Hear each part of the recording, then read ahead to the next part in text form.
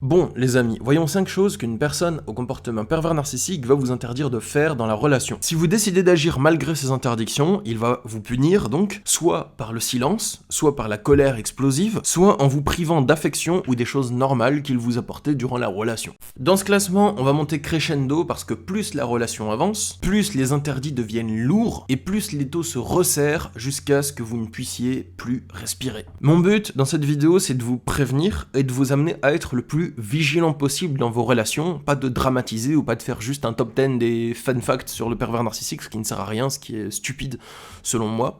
Voilà, et le but c'est vraiment de vous sensibiliser, de vous aider à ouvrir les yeux là-dessus, parce qu'en fait, dans ce type de relation, au début, il va commencer par quelques petits interdits. Et vous allez laisser passer parce que c'est pas bien grand. Et ensuite, il va vous interdire de plus en plus de choses, vous allez laisser passer de plus en plus de choses, jusqu'à ce que vous vous rendiez compte que tous ces interdits forment une véritable cage, et que vous êtes complètement emprisonné dedans, vous êtes totalement sous emprise. Alors que si dès le début de la relation, vous voyez que ces interdits ils sont pas normaux, que ces interdits ils sont pas sains, vous allez pouvoir ouvrir les yeux et vous dire mais ça, j'en veux pas en fait, ça c'est une relation malsaine, cette personne me prive de ma liberté, et c'est pas normal. Lui, il considère que c'est normal, mais moi non. Parce que attention, les pervers narcissiques, dans tous les interdits que je vais vous donner, ils vont considérer qu'ils ont raison, que leur voix est la voix juste, et que vous êtes dans le faux, dans le moralement incorrect. Ils vont vous dire par exemple, une personne qui est en couple ne devrait pas voir ses amis, elle devrait rester tout le temps à la maison, ou je donne un exemple au pif, et il va insister sur le fait que c'est moralement incorrect de le faire, que vous vous comportiez comme si vous étiez célibataire, qui se sent abandonné, et ainsi de suite. Donc vous allez avoir l'impression que c'est vous vraiment qui êtes la mauvaise personne en tort. Et attention à tout ça.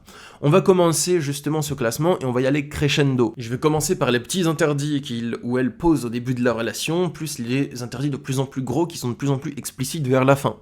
Moi je me nomme Stan Carré, j'exerce en tant que sophrologue et coach en développement personnel depuis 2015 et je suis entre autres auteur du livre Pervers narcissique, l'identifier, le fuir, se reconstruire qui est dispo dans toutes vos librairies. Bon, c'est parti, on se focus principalement sur la relation de couple dans cette vidéo, entre une personne normale, si je peux dire, et un pervers narcissique, mais aussi c'est applicable à la relation parentale, les trucs que je vais vous donner, surtout à partir du point numéro 2. C'est parti, allons-y. La première interdiction que vous allez généralement retrouver dans un couple avec une personne au comportement pervers narcissique, c'est l'interdiction de côtoyer vos amis du sexe opposé. Ou, si c'est un couple homosexuel, de côtoyer vos amis du même genre. En gros, toutes les personnes qui sexuellement sont du genre avec lequel vous aimez faire l'amour, tout simplement. Ça, il va vous l'interdire, vous dire par exemple, écoute meuf, t'es en couple, ça se fait pas de voir tes amis mecs, voilà, ça se fait pas, voilà, c'est pas ce qu'il faudrait faire, c'est pas bien, c'est mal, que dirait telle personne, enfin, ou bien moi je me sens abandonné, insécurisé, ou il va le dire avec moins de CNV, moins de tact. Et ça peut être vraiment chaud, parce qu'il y a des amis du sexe opposé, ou du même sexe si vous êtes une personne homosexuelle, il y a des amis avec lesquels vous pouvez avoir zéro ambiguïté, zéro attraction physique, et réciproquement c'est pareil. Et si ça se trouve, c'est peut-être vos amis depuis 10 ans, 20 ans, 30 ans.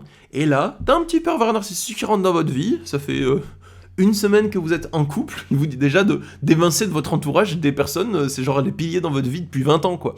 Bon, ça va pas du tout, hein, ça. Ensuite, deuxième interdiction qui va poser, c'est l'interdiction non plus juste de voir les personnes du sexe opposé ou du même sexe si vous êtes homosexuel, mais de voir vos proches, tout simplement.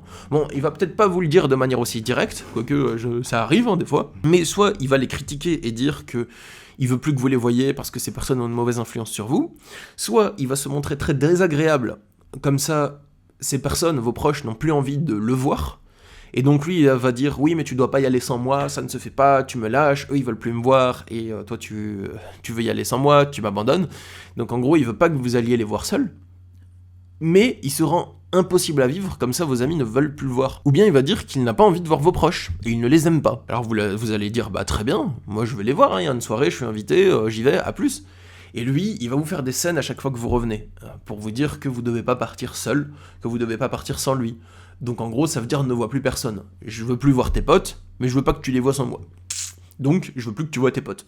Clairement, c'est ce que ça veut dire. Mais en 2 étapes. Troisième interdit, c'est ce que je vais appeler être lumineux. Je parle vraiment de l'apparence physique à ce moment-là. Il va vous interdire d'être lumineux physiquement, ou lumineuse physiquement. Il veut pas que vous soyez beau, belle, que vous preniez soin de vous, etc. Sauf peut-être quand vous êtes là juste pour lui ou quand il veut vous montrer comme un faire-valoir dans une soirée. Mais il risque de vous le reprocher aussi. Par exemple, si c'est un homme pervers narcissique et que vous êtes une femme, il va peut-être vouloir que dans certaines soirées mondaines, vous vous habillez bien, que vous en mettiez plein la vue aux autres personnes, mais ensuite il va vous reprocher les personnes qui vous ont regardé, qui vous ont reluqué, alors que vous n'y êtes strictement pour rien, vous avez juste obéi à sa demande de vous habiller d'une certaine manière. C'est tout, ce qui est complètement incohérent, c'est immature d'un point de vue émotionnel, c'est complètement immature. C'est malsain, c'est une double contrainte. En gros, il vous dit de faire un truc, vous le faites, et il vous reproche les conséquences de ce truc, qui ne dépendent pas de vous. Il va vous interdire d'être beau, de prendre soin de vous maquiller, de mettre vos formes en valeur, de prendre soin de votre corps, de sculpter votre corps, tout ça. Il veut pas que vous le fassiez. Il veut pas que vous soyez quelqu'un qui attire les regards, quelqu'un qui peut plaire à d'autres personnes. Pourquoi ? Pour deux raisons. Parce que déjà, il a peur de vous perdre si vous êtes quelqu'un qui plaît. Donc il va d'abord chercher quelqu'un qui brille un peu, pas quelqu'un de terne, et ensuite il va essayer d'éteindre la flamme de cette personne. Et quand la flamme de cette personne est éteinte, il est moins intéressé et certains font de l'adultère.